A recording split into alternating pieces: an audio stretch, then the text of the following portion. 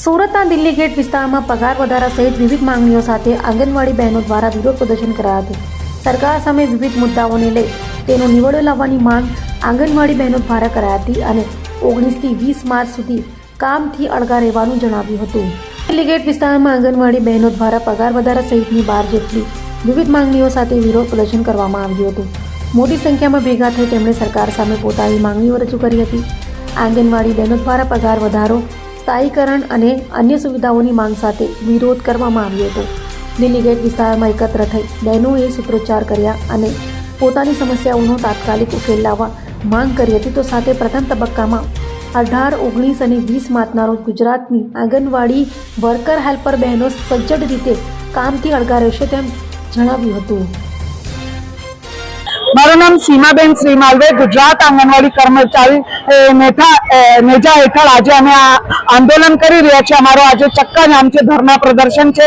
5 તારીખથી અમે ઓનલાઈનની કામગીરી બંધ કરી હતી અને હવે 18, 19 અને 20 અમે કામથી અળગા રહેવાના છે. કેમ કે અતિશય અત્યારે અમારા ઉપર ભાર, જે કામના ભારણ દિવસે દિવસે નાખવામાં આવે છે, એની સામે પગાર અમારા જોવા જોઈએ તો આટલું જ છે. આજે મોંઘવારીની કેટલી મોંઘવારી વધી ગઈ છે, પણ અમારો પગાર તો 2018 થી સેન્ટ્રલ ગવર્મેન્ટથી નહીં વધેલું અને ગુજરાત સરકાર બી અમારા 2022 થી પગારના 1 રૂપિયાના બી વધારા નહીં કર્યું. પગપાળાની કામગીરી કરવાવાળી અમારી આ બહેનો છે.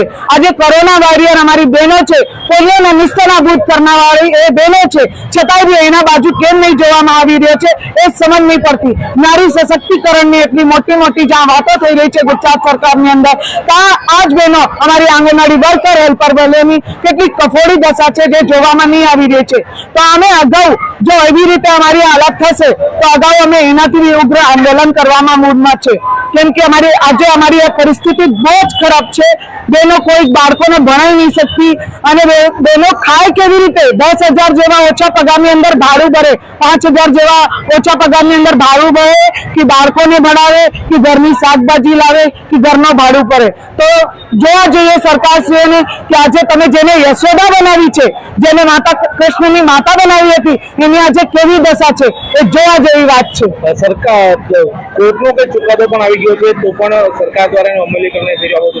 હાજી, અમારા ગુજરાત હાઈકોર્ટે અમને ચુકાદા આપ્યું છે બહેનોને 24,300 અને 20,800 રૂપિયા હેલ્પર બહેનોને, છતાંય બી આજ સુધી 1 રૂપિયાનો બી અમે એમાં અમલીકરણમાં લાવ્યો નથી અને 1 રૂપિયાનો વધારો આપવામાં આવ્યો નથી આજ દિન સુધી.